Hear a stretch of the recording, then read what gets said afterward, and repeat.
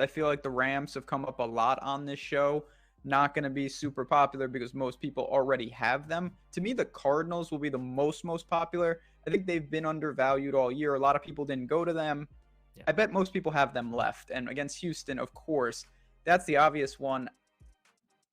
I don't know exactly how big of a drop off. Let me ask you this, because I think the Cardinals, the Rams, and the Bucks are ridiculously safe. If you Yeah. couldn't use them, the Patriots to me and the Packers are kind of in that next tier. I mean, are you comfortable going to one of those teams?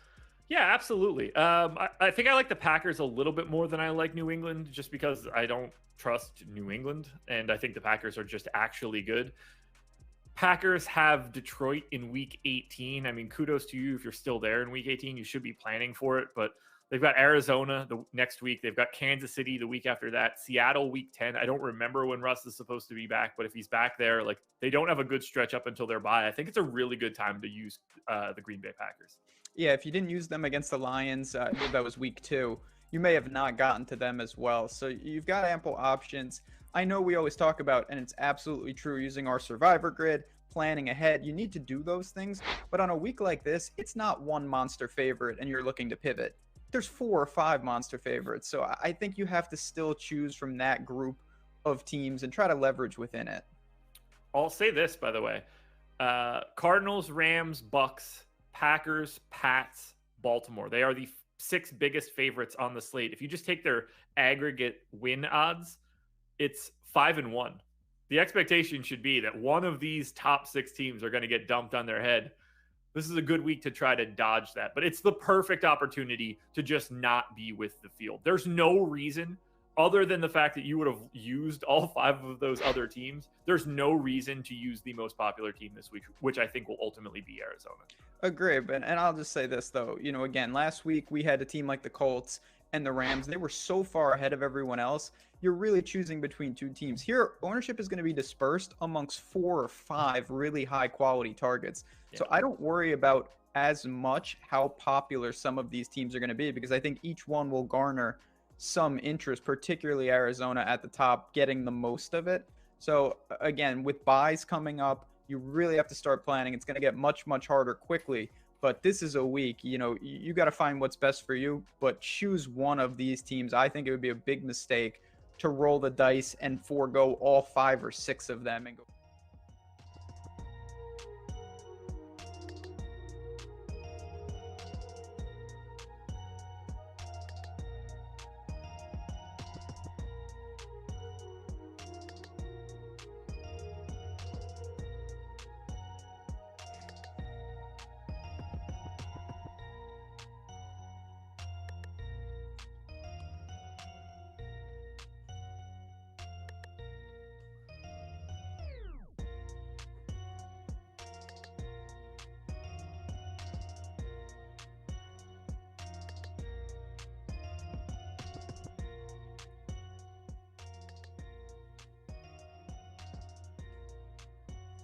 We got another week of NFL football for you. Your favorite teams probably all hurt. So this is where we're at. We got some spreads. You got to find some interest in all this. Pete McCarthy, Ben Rossa with you. How we doing, Ben?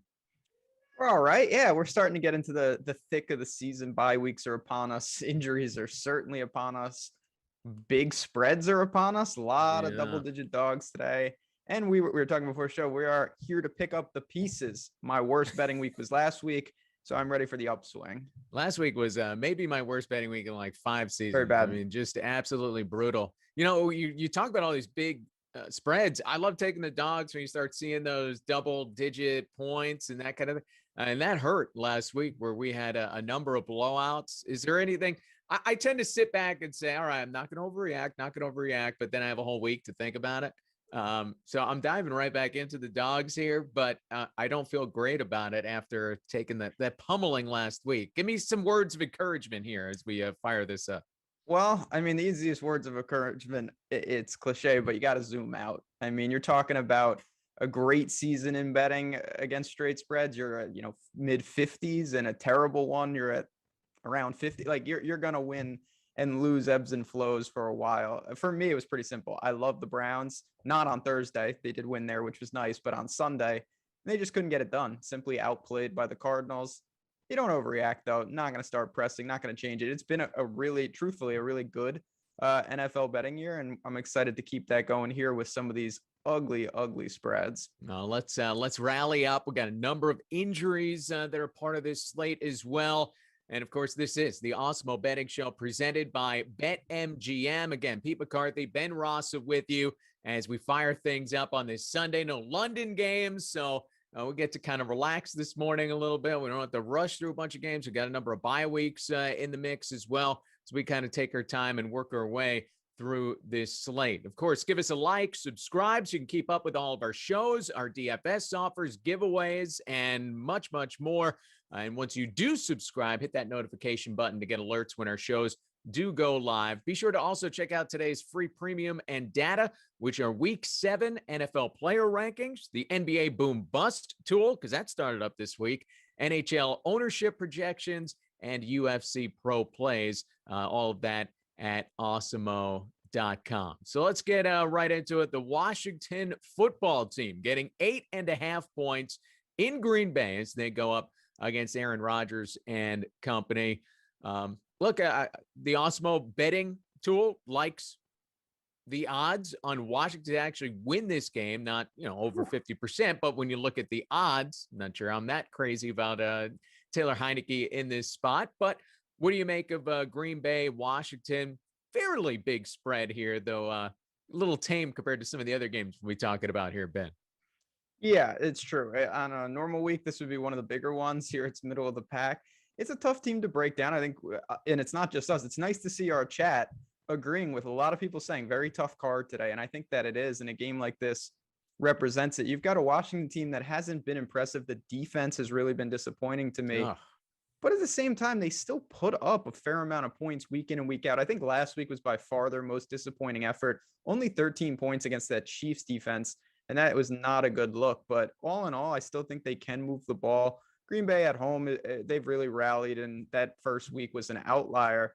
But again, we're not asking, is Green Bay going to win the game? They are going to win the game. I feel pretty confident saying that. Are they going to win the game by 9 points or more?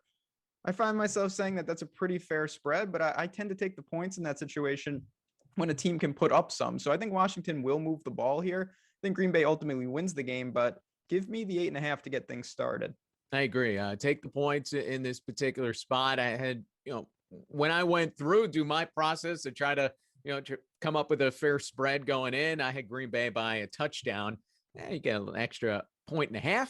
I'll take that all day, every day when we're doing this. Generally, I always like the dogs. I like taking the points. So I like Washington as well in this spot. But I'm with you. I don't see Washington football team walking into Lambeau with a victory, just keeping this game pretty close against the Green Bay Packers. Kansas City, Tennessee. I stared at this one for a while. Kansas City giving 4.5 points. This is a pretty fair line. One thing that jumps out at you, though, how about the over-under? 57.5 points. And I don't think that's because of what the Tennessee Titans do, though they put up quite the game on Monday Night Football against the Bills. Yeah, I mean, Tennessee seems happy to be a part of these type of games. They get going. It's a weird offense because rightfully so, everyone thinks of them as this, they're a one-dimensional team. They just run Derrick Henry 30 times. And it's true to some extent, but they've shown that when they want to, Tannehill can be very efficient back there. They've got weapons on the outside, and certainly the Chiefs defense last week looked better, but I still think overall they're not a good unit. So there's a lot to talk about here. He had 65 points in that game against Buffalo. It feels like we're destined there. In the prop world and whatnot, obviously Derrick Henry sporting the old 119.5 rushing yard prop. It's ridiculous until it's not. I mean, if he's going to stay in this game and they're going to stay in this game, it feels like he's destined for north of 25 carries once again. If he does that, he probably does push over this prop. I kind of like Tennessee in the game, and I think that leads to Derrick Henry having another monster output. Really, I can't get into the Titans, man. I know they found a way to win Monday night against the Bills, but I don't think this is a particularly good football team overall. Look, the Bills are coming off that big win against the Chiefs. Maybe it was a little hangover special, even on Monday Night Football there. I think Kansas City started to figure things out in the second half last week. They shut out the Washington football team. We were just talking about how Washington's offense has been able to put up some points over the course of this year. I like to think the Chiefs were able to take that deep breath at halftime last week and say, hey, we're the Kansas City effing Chiefs. We got to figure this thing out. And I think they're going to put up a big performance today and really show that, hey, don't forget about this team in the AFC with all the hype surrounding Buffalo and Baltimore now. It's going to be very, very telling because, at times the Chiefs have looked like the Chiefs, and at times the Chiefs have looked really shaky, particularly on defense. I think the biggest question mark I have, yes, they did look better against Washington, but Washington is not a attack on the ground. Gibson did not look good in that game. Kansas City's allowing 5.2 yards per rushing attempt. That's 30th in the league. I just worry about what are they going to do if they get 30 attempts by Henry? Is he going to wear them down like he does every other defense? So if the Chiefs jump ahead and can force Tannehill to drop back 40 times, sure. I have no problem thinking that they can win this game and probably should win this game in that situation. I just worry about if they get Derrick Henry at his fullest, it could be a long day for that Chiefs defense. If you like Derrick Henry that much, are you hitting the under on this game? I mean, look, just because he has a big game doesn't mean they're necessarily running clock and grinding out a 2017 win as we saw Monday night, but this is a huge over-under at 57.5. I haven't bet it. I probably won't. I think if I had to, I would lean under just by a product. That thing I worry about is even if they get out ahead, it's Kansas City on the other side, and they can answer so quickly. Tennessee's an anomaly. I'll give you that. I think there's a chance that they're like a legit AFC contender. I also think there's a slight chance that the Colts are the best team in the South. Like, I have no idea what to make of them. At times they look great. They also did lose to the Jets. Like, this is a team that has shown a wide range of outcomes. We're going to find out a lot about them today. The AFC South stinks for like it's very bad 15th straight year. It feels like it's always like one of those Thursday night games where it's the AFC South teams going at it and you're like groan, but they're hanging in. And obviously, Tennessee has been in the playoffs a few years here when they're right and they have Derrick Henry going. They have been capable in the past. I don't love them in this spot today. So we'll disagree on that game, but we'll see what happens. Kansas City, Tennessee, 4.5 point spread there. This was the spread that just doesn't make sense to me, and maybe you'll enlighten me. And it has moved. Miami now a 1.5 point underdog at home to the Atlanta Falcons. How are the Atlanta Falcons a road favorite anywhere? I understand what Miami's done. They're 1-5 and Tua Tagovailoa questions, and maybe they're going to go out and trade for Deshaun Watson this week, and they have all these things circling around. They're banged up on defense. I get it. But these are the Atlanta Falcons. How are they a favorite on the road? I don't get this one. Yeah, I mean, I think it's just, I don't even want to say it's recency bias per se. It's just if you lose to the Jaguars, you automatically get bumped down in society. Like, that's a rule. That's what happened. I've been saying this on a couple of shows leading up here on the Awesemo Odds channel. I think there's a very real chance that if Atlanta wins this game comfortably, that Miami fires Flores this week, like immediately. It's really surprising. I thought they were really on a right trajectory. This team looks very, very bad. And I think that Atlanta has a real chance, even though I'm not looking to particularly back them in this spot. I'd rather go to the prop world and we could talk about some of them. But I think that Miami is teetering on the edge of having a complete meltdown here. Well, Tyler mentions Miami coming back from London. They don't get a bye week afterwards. That's a factor. I looked at this. I was like, I got Miami by a little more than a field goal. And then I see the spread. They're getting points at home. And it was 2.5. It's dropped to 1.5. But it's not so much that I love Miami. It's how do you look at the Atlanta Falcons and say, oh, I love them in this spot to walk into Miami and come away with a victory. That I can't back. Yeah, I mean, the Falcons have only beat the New York teams this year, which is not a great situation. Do they count? Yeah, those only count as half wins. I believe they are coming off the bye though. And I do kind of like what Atlanta's doing. I will say this.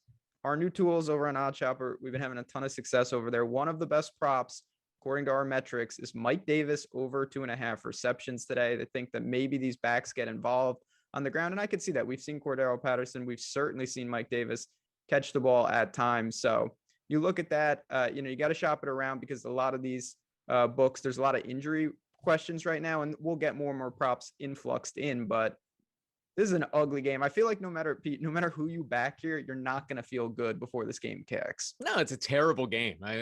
Don't watch it. Don't just hope you're not in Miami, Atlanta. You got something else coming in. But yes, look, there's you find a way to root for it. You pick a team, you go with it if you have to. But yeah, not a pretty looking game. But I just look, some of it makes sense with the way the bye week's set up. Maybe that's why you see this swing in the points. But it kind of boggles my mind that Atlanta is a road favorite anywhere at this point. Do you think that Flores, there's a chance that he is let go if they get crushed? I haven't had my finger on the pulse of what's happening with the Miami Dolphins, but I think it's a bad move. I think it would be overreactionary. I think he really looked like a good coach. I agree with what you said. They were on the right trajectory. Their issue is really that Tua Tagovailoa hasn't been the franchise quarterback that they hoped. I don't necessarily think this is a poorly coached team. The defense has been disappointing. They're banged up. They don't have their top cornerback out there. Some of that is predictable. I mean, look, they just got to play the Jets and get right. They got 2 games against them coming up. Get right spot. Yeah, it's true. You mentioned shopping, Odds Shopper. It's changing the way you approach sports betting. You want to get into all these player props? Well, find the spot where you have the best odds. So it does it all in one spot for you. Check it out, Odds Shopper. It'll find you your best bet in 30 seconds or less through its powerful filtering mechanism. Odds Shopper quickly delivers bets that you want to make right to your fingertips. Head on over to oddshopper.awesemo.com, Odds Shopper with 2 S's, and check out its innovative e-commerce inspired platform right now. There are hundreds of bets available to make, all updated real time. Even better, Odds Shopper now has expected win percentage and return on investment included for NFL and NBA player props, which are derived straight from Awesemo's DFS projections. So you can now find the best edges betting player props 100% free, no sign up required. No reason not to give it a look. So go check it out and start making better bets today. Speaking of those New York Jets, they are in New England getting 7 points. The Patriots already made Zach Wilson's life miserable once. He's getting booed at MetLife Stadium in his first ever home game because this is where the Jets are and where the fan base is at this point. But they're getting 7 against a New England team that I think has been better than people expected going into this season, Ben. Yeah, I mean, this is a situation. So the Jets are another team. They played Atlanta in London, so they're coming off the bye. And it just speaks to, not to go back to Miami, but it seems like if you play in London, you have the choice to take the bye. I don't know why they didn't do that. That's neither, that's just confusing on a different element. But the Jets come off the bye. Obviously, you mentioned the first time that they played New England, Zach Wilson had a tidy 4 interceptions and no touchdowns. It just seems like, New England is famous for that. Even when they're not nearly as good as the dynasty run, they're just so good at jumping on these quarterbacks early, taking advantage. It's a low methodical total. It feels like a Patriots game that they lean on the running game. Mac Jones doesn't make the mistakes that Zach Wilson will make. I wish it was 6.5, of course, but I still have no confidence in backing the Jets on the road. No, not at all. And I think, sometimes you want to find out about a head coach too, if they're able to make those bye week adjustments. We just don't know that about Robert Saleh yet, being in his first year as the Jets head coach. So I like the Patriots in this spot as well. I'll give the 7 points. Feel pretty good about it. I'll tell you what, I've been impressed by Mac Jones. He's going to deal with the Tom Brady comparisons all day and night for the entirety of his time in New England. But it seems like, he's capable. He's making the right throws, doing the right things. He's not Justin Herbert last year at the Los Angeles Chargers, but he's obviously gotten out to the best start of all these rookie quarterbacks in this heralded class. Yeah, I mean, he certainly showed signs, and I think that of the rookie quarterbacks, I don't have him, but I think he's certainly towards the top of best cast around him. I mean, some of these guys have no hope right now. Their teams are really dysfunctional. He's got a solid defense. I still believe Harris in the backfield can be a real bell cow at times, particularly in positive game scripts today. His rushing prop, 65.5. If Damian Harris is going to have 18 to 20 carries, sign me up. I think just on a volume metric, he can get there. The Patriots should be leading. And when they are leading, Mac Jones is really, really good at not making mistakes, just managing the game, being very smart. It's not like the Dallas game, and he was impressive, but I don't see that happening this week. Yeah, Harris was dragging Jets across the goal line a few Yes, he weeks was. back. So I like that one too. All right. So New England, 7-point favorite. I'll give up the points there and take New England. One of the rare favorites where I'm willing to do that with the Patriots being at home. The Giants are at home as Sam Darnold comes back to New York. And also Matt Rule, of course, back in New York as well, a New York native as well. The Giants, or what's left of them, getting a field goal here. No Saquon Barkley. This is just a banged up football team. But, the Panthers started off so well, 3-0. Sam Darnold's running all over the place. He's still running a lot, but he kind of looks a little broken. He was really shaky last week. I had been blaming the offensive line for him not getting it going the last few weeks at Carolina. I watched that game last week, and he's just holding on to the football, indecisive. And I felt like all of those, the ghosts of his time in New York coming back at him. So maybe an ugly football game here. What do you make of the Giants getting a field goal on their home field against this struggling Carolina team, still without their top threat, Christian McCaffrey? So it's tough. The Giants just every week you are evaluating a skill position set of players that is random. They're missing 3 guys, but it's never the same 3 guys. Like now you've got Tony is hurt. Saquon is hurt. Galladay is hurt. Shepard has got a Q tag. Obviously, Booker is there. Slayton is back. It's just very, very difficult to decipher. But I want to ask you, because I did not watch the Panthers game, and I heard that Darnold was bad. I also heard, though, that the drops on the outside with Robbie Anderson in particular were a huge impediment to that offense. So I just wonder exactly how they are able, without McCaffrey, it's just a lot of pressure on Darnold in this passing attack. And so far, DJ Moore is a very, very good player. But I don't think Cuba can really carry the load in the backfield. I have to lean to the Giants because even though Danny Dimes at times, struggles, I still think he's been better than people realize this year. He's been serviceable. I hope that I don't want him to get another concussion, obviously, but I hope he's more willing to run than last week. The game got away from them. I think the Giants win this game outright at home. He's a decent fantasy quarterback, that's for sure, with some of the numbers he's been able to put up. And considering he's had a totally different set of teammates every single week, it seems like. I'm impressed with what he's been able to manage here as well. I'm with you. I like the Giants. Will take the 3 points in this particular spot, even with what's left of them. Certainly Carolina is struggling right now. And yeah, you would think, Robbie Anderson, Sam Darnold back together after the time in New York, you'd think that would pick up and click right away, but it really hasn't. Robbie has not been involved a whole lot for this Carolina offense, and certainly not the big play threat that they hope. And maybe, when McCaffrey comes back, pulls the defense up a little bit, and Anderson could beat some guys over the top, but we just haven't seen it so far this season. So yeah, Carolina, some problems. The Giants, a lot of problems, but I'm with you. I like the Giants in this spot.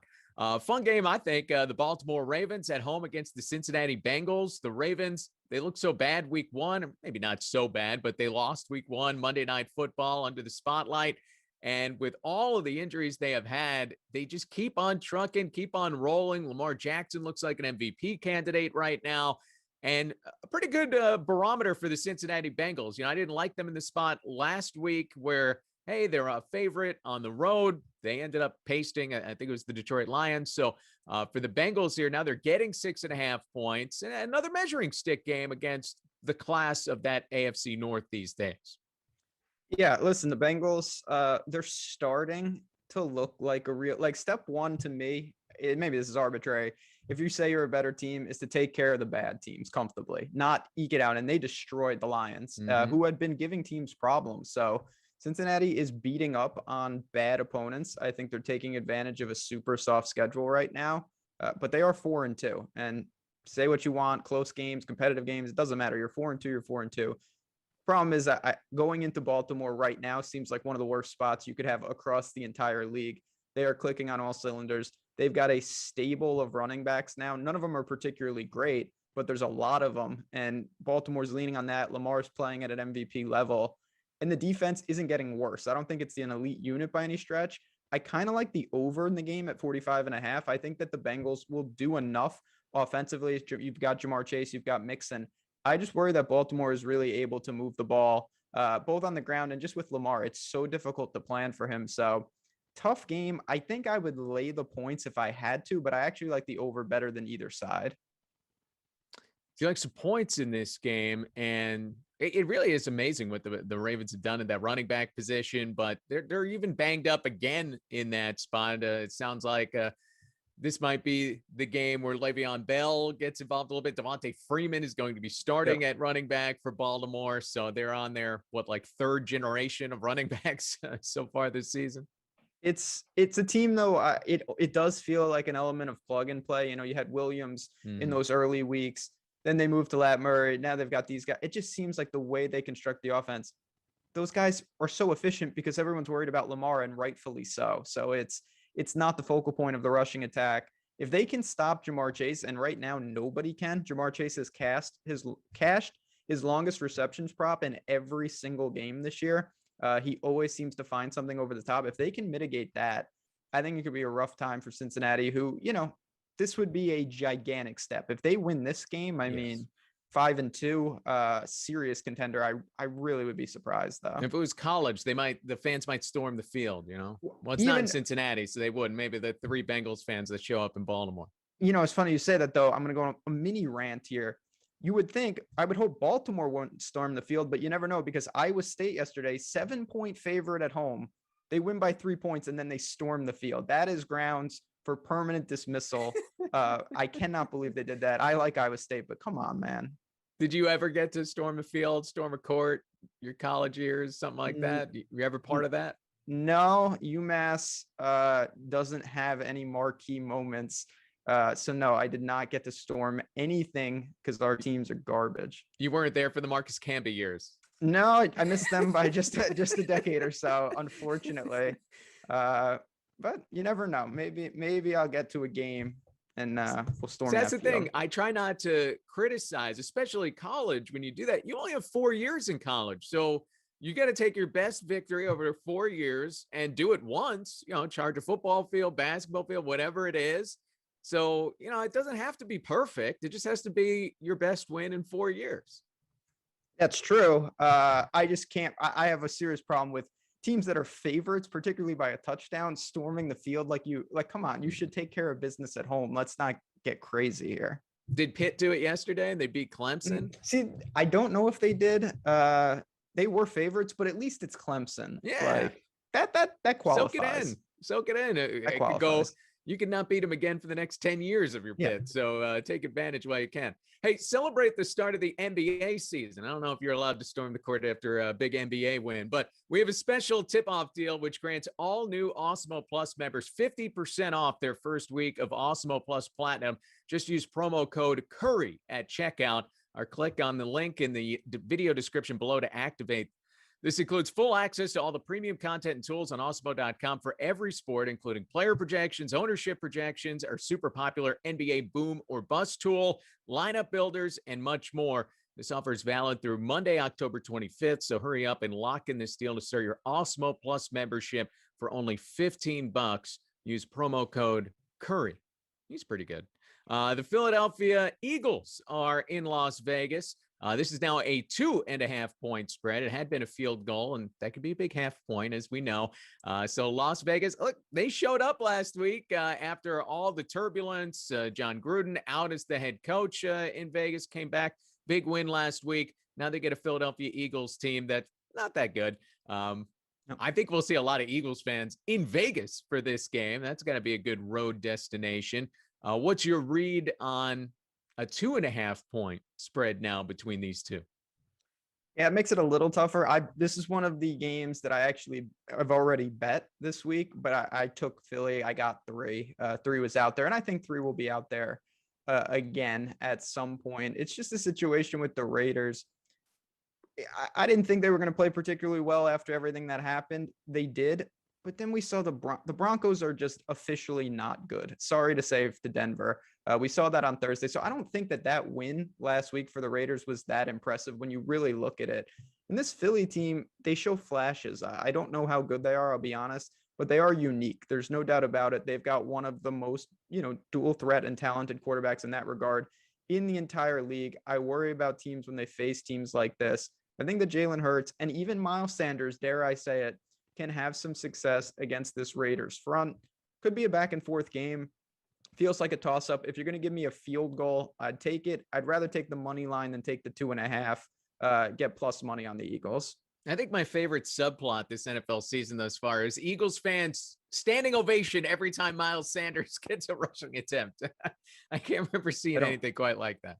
They got to get him involved. Chat Tyler, a friend of the show, just said Sanders receiving yards prop. I have no problem with that. You're looking around like 17 and a half. Yeah, 17 and a half, 2.5 if you want to go for the actual catches. I think he goes over both of those. They've got to get him around 15 touches today. Maybe it's 2/3, 1/3. In terms of carries to targets. But this is a game where I think the Eagles skill position players can do it. If they can stop Waller on the other side, I don't really worry about Jacobs. I don't worry about the home field in Vegas. Give me the points. Yeah, I think that's one of the keys is that there's not going to be a built-in home field. We have to see a little bit more of it with the Las Vegas Raiders, but I got to think there's going to be a lot of Eagles fans that made that trip today. So I like the Eagles as well, even getting the 2.5 in this spot. Let's get to some of the monster spreads here, and I'm sure you're talking about these quite a bit as far as Survivor goes. Do you want to take the Rams in Detroit, take the Cardinals against Detroit, I should say. You want to take the Cardinals against the Texans, or you're trying to get cute this week. So the Rams, they're a 16.5-point favorite against the Detroit Lions. I always hate these games because, as I talked about at the top, I like to take the points. It's the NFL. You have legitimate teams here. It's not college football where you're just going to dominate on both ends and in the lines, and the second team is better than the other team's first team. That's not what you're dealing with in the NFL. So I always like to take the points, and I always have to hold my breath and feel crappy about it, especially last week as it worked out. But let me ask you big picture before we get into these games individually. With offenses across the league being at an all-time high, and this has been something that's building, do I have a dated philosophy to say, hey, we're all on the same field, all these teams are on the same field, I don't like laying 17 points, I'm not going to do it? So I think there is something to that because in college, as you kind of alluded to, 16.5 in college is nothing. Like, you got 50-point spreads all the time. But the difference is there's 130 guys on those teams, the skill, the players, the drop off. It is the NFL. All these guys on the Lions can really play. Maybe not to the level of the Rams. I do think big picture, and we've seen this bear out, not that I look at like historical trends, but traditionally some of these gigantic spreads, more often than not, the dogs find a way to stay in the game. This is tough though. I mean, the Lions were so bad last week. I still think though, maybe there's a little much in terms of buyback. They hit rock bottom. You've got Goff coming back. I'm not going to quantify like, oh, Stafford and Goff, the switch and whatnot. I'm just looking at these teams face value. The Rams just dismantled the Giants. Clearly for Survivor, Rams are one of the best options.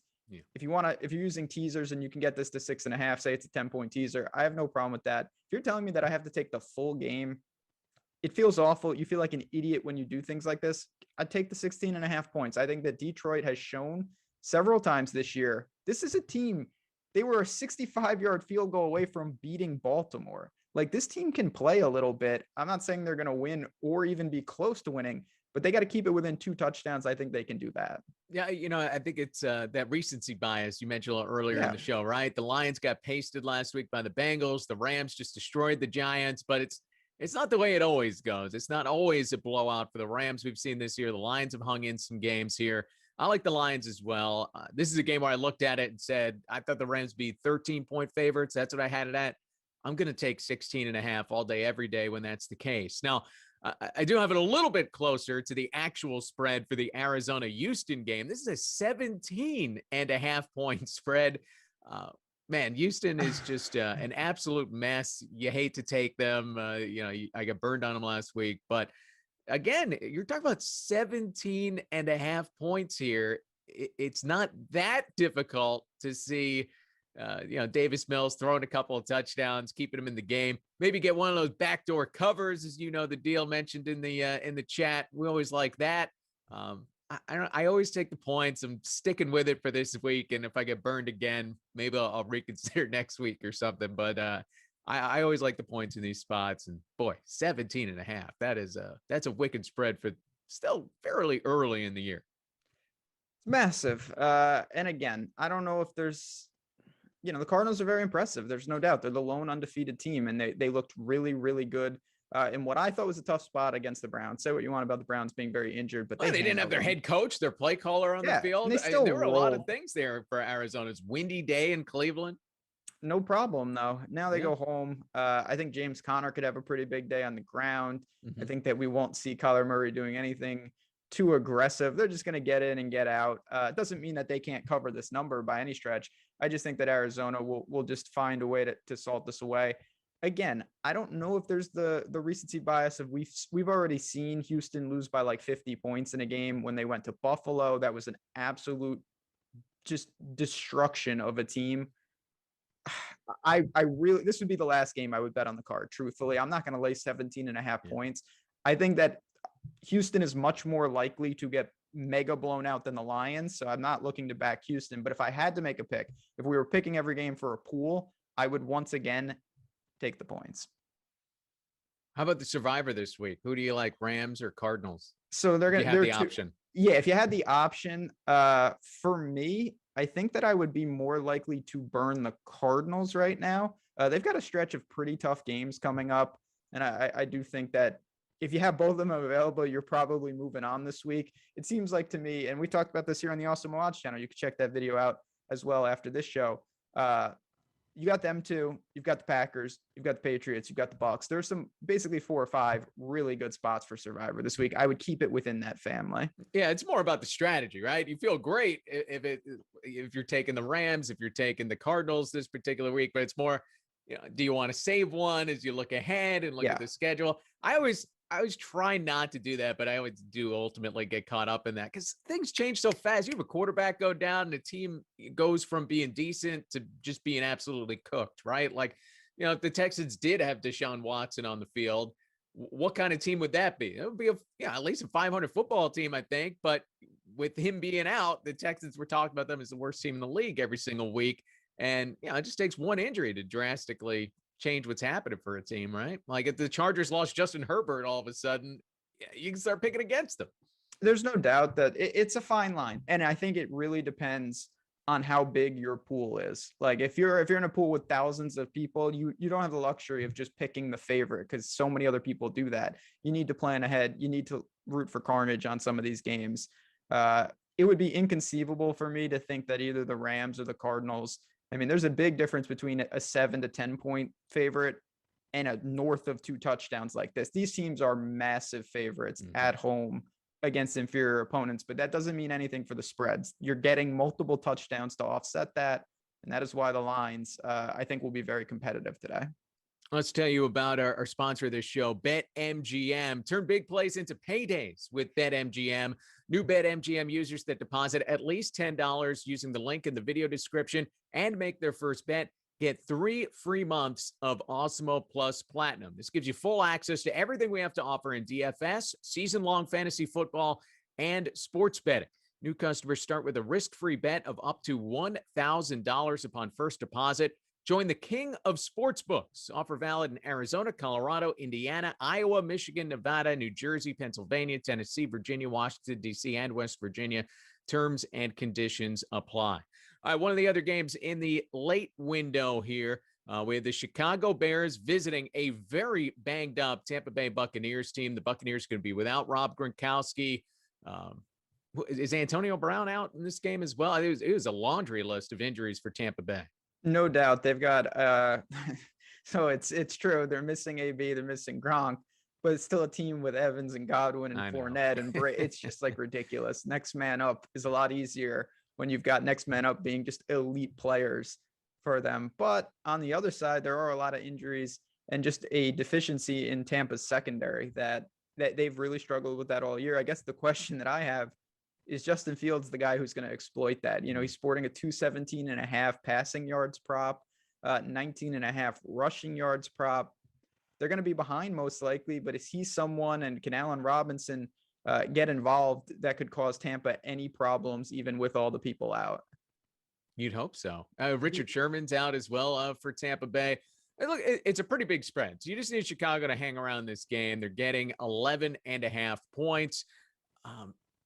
It's interesting with the Bears, they've done such a great job in recent weeks of running the football. But as we know, you just can't run on this Tampa Bay defense. That does make you a little nervous because you really do not only try to take advantage of what's happening in the Bucs secondary, but you become pretty one-dimensional against this team because you're just not going to be able to run the football. We saw even Dallas, they stopped trying to run the football their first game of the year. Multiple teams have given. New England didn't even really attempt to run, and I love that strategy. Why waste downs on trying to establish something that's just simply not going to happen? I do think it's going to be interesting to see, Jalen Hurts is a much better runner than Justin Fields. He had some success last week. I hope that they let Fields go a little more on the ground. It's just 19.5 yards. I think he can go over that. I liked Fields over in his rushing prop last week, and he had 6 for 43 against the Packers. I think in these games where they're really undermanned and really overmatched, you're going to see Justin Fields kind of take upon himself, and it's much more instinctual to run than to try to make a play downfield. So I have a feeling that Justin Fields will be active on the ground once again. I don't know how involved he can get the passing game. If they have any hope, he's got to, because Tampa, regardless of the weapons down, they are going to find a way to put up plenty of points. And I'll tell you what, sometimes I always enjoy having the ability to kind of talk out these games with you, because I did take Chicago. I did take the points in this spot. Again, I play a pool, so I could change my picks up to the kickoff. And now talking it through a little bit, I'm like, I don't really feel very good about Chicago, even getting the 11.5 points. That's a matchup that, again, you're really putting it on a rookie quarterback against the Todd Bowles defense that, yes, is banged up, all these problems in the secondary, but he's probably not ready quite yet to be taking advantage of that. Yeah, I mean, you're going to need Justin Fields to really make some plays with Cole Kmet and Mooney. Robinson's a little banged up. I just worry about teams like this, because for me, when you're really undermanned, the best thing to do is really get a ground game going, shorten the game, up the variance. That is not going to happen against Tampa Bay. They're giving up 3.4 yards per rush. It's second in the league. You cannot run on them. So if Brady and these guys strike first, it's going to fall to Justin Fields quickly. At 11.5, to me, this could unravel. I think Fields will be running for his life a lot. I like the over on that prop, but I also like Tampa Bay to win this game pretty handily. Yeah, I think, again, talking it out with you, I'd feel better about Tampa Bay than I would have coming into this conversation here. Sunday night football. Hey, we get to see the Indianapolis Colts on national television again. How about that? Whoopity-doo. Carson Wentz going up against San Francisco. The Niners are bagged up. We're not going to see Trey Lance, Jimmy Garoppolo in at quarterback for San Francisco. And I guess the bright side, if you're playing DFS, you don't have to worry about Trey Lance vulturing touchdowns down near the goal line from Jimmy Garoppolo here. But the Niners are a 4-point favorite. Both these teams are banged up as well. T.Y. Hilton is out for Indianapolis. I like, San Francisco a little bit in this spot, even given the 4 points. I'm not big on Indianapolis. Their defense really still hasn't shown up in the way that we were hoping. They lost their free safety in practice this week. What do you make of this Sunday night football? These Sunday night matchups are supposed to be great. We're seeing Geno Smith last week, and now we get, I think, a dud of a matchup here. I mean, I have been pretty impressed. Maybe it's just because I'm a Carson Wentz guy. I thought the Carson Wentz has done a phenomenal job the last couple of weeks. It's amazing. No matter what game we talk about, it's a team that should have beat Baltimore that ultimately didn't. The Colts are on that list. Detroit is on that list. None of these teams can actually beat Baltimore, but the Colts had them. Dead to rights. Wentz played fantastic. Then the Colts got a joke matchup last week. It's just a bad spot, though, in San Francisco against that pass rush. This is still a guy not too long ago. We were all making fun of Carson Wentz for having the double sprained ankles. I worry about what's going to exactly happen with this offense. He's got Pittman and a couple other playmakers. I think simply too much core San Francisco. They're going to run the ball. They're going to play good defense. They're at home. Niners pretty comfortably. The Niners, they do still have that big time defense. What do you make of, now that we're in week 7, right? Some of these teams that were expected to have big time defenses. We talked about this a little bit, the Washington football team, certainly with Indianapolis, Miami, we kind of touched on it. These are defenses that we thought would be at least in the top 10 this year that have just absolutely faltered. At what point do you just say, this is a bad defense? And no matter what the big names are or what the preseason expectations, we're just throwing that all out the window. I feel like we're at that point for a lot of these defenses. We have to be. I mean, the numbers are the numbers, and their passing yards allowed per attempt is horrendous. It's down there with Houston and these teams. So I'm with you. I don't know if that's a product of an overarching evolution where more teams are going spread. You got more mobile quarterbacks, things like that, and some of these defense were drafted for just other schemes. But regardless, in a game like this, San Francisco knows their identity. They're going to be very comfortable. I don't know what the Colts identity really is. And in a spot like this, I have a feeling it's just going to be too much Niners on both sides of the ball. I'm with you. I like the Niners in this spot as well. Hey, it's a Halloween week. You got a big outfit lined up. What are you thinking here? No, I'm not going to lie. I'm not a big candy guy, so I don't really like Halloween. Yeah, that's right. You gave me the look. What, is that bad? Well, the whole holiday doesn't have to be about candy. It's just bad. No, I'm not a big Halloween guy. I like that it's a great time of the year. We got all the sports going on. College basketball is about to start. You get cool costumes, but no, I don't have one. What about you? What are you going to be wearing on the show next week? Tell us. Oh, wow. I got to dress up for the show. Well, last night I did go to a party for the first time in about 3 years, and we dressed up as Peg and Al Bundy. Okay, that's Al Bundy's pretty easy. Just that's easy, low hanging fruit. I respect that. Don't touch my hair like when I come out of the shower. Just let it frizz up, and put on some bad looking shirts, which I have plenty of. Throw a tie on it, and boom, you just easy look game. Defeated the whole time. I got that look naturally, so maybe I should do. Maybe that's what I should dress up as. Yeah, I had it last week. There's no doubt about that. But we're gonna rally up here, week 7. Hey, give us a like, subscribe, so you keep up with all of our shows, DFS offers, giveaways, and much, much more. Once you do subscribe, hit that notification button to get alerts when our shows do go live. We're with you every Sunday morning, 9 a.m. Eastern, breaking this whole thing down live. You get involved in the chat, make it a conversation. Of course. You can also check us out on demand once the show ends. So if you ever miss us, check it out in the future Sundays. Make it a part of your Sunday morning ritual. Still tons of content coming up here on the Awesemo Odds channel, Awesemo DFS channel. NFL Deeper Dive starts up at the top of the hour, followed by Live Before Lock. Give us one DFS pick you like today. You just pounded Derrick Henry. Where are you going? I mean, obviously, Derrick Henry is going to make a ton of sense. He's really expensive, though. So for me, I actually think I would bump, and he's going to be popular too. But someone like Darrell Henderson in that Rams game against this Detroit front, I think he could have a big time game. Even like a James Conner for the Cardinals too. Maybe he just runs like 3 or 4 in and they call it a day.